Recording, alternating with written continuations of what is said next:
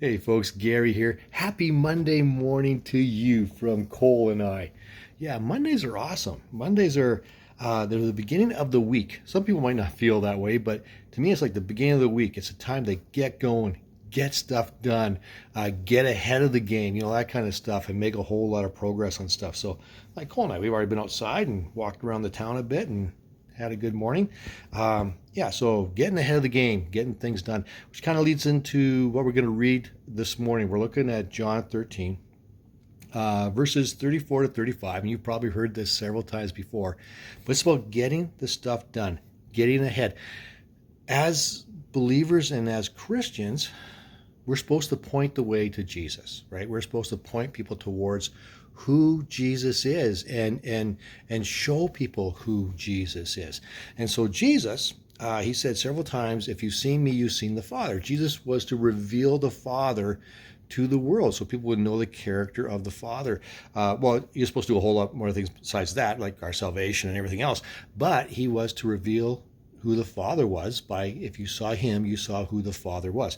Well, as his disciples, that's you and I, as believers, as Christians, we're also supposed to reveal who the Father is. We're actually supposed to reveal who Jesus is to the world.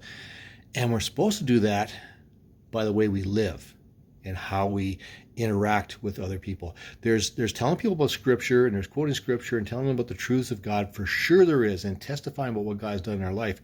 For sure, those are critical. We got to do that. But it's also about how we daily live. And so looking at John 13, verses 34 to 35, it says this: "But I'm giving you a new command.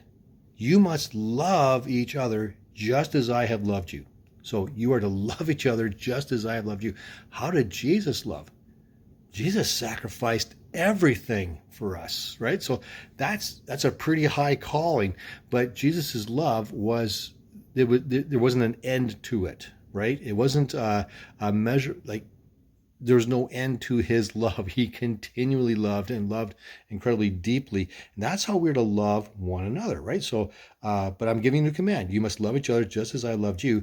If you love each other, everyone will know that you are my disciples, right? So if we truly, truly love one another, if we truly, truly love our community, if we pour out our lives for other people and show them the love of Christ, it will reveal who Jesus is to them.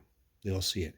It's not, now, there's a lot of people that love. There's a lot of people who don't know Jesus and they love deeply. They really do. So how is this different? It's the love of Christ pouring out of us that goes beyond even that.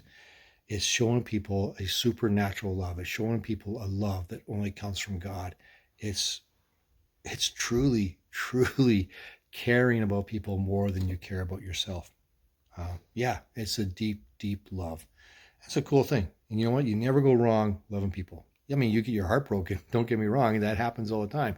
But you never go wrong following the commands of God. You never go wrong loving people.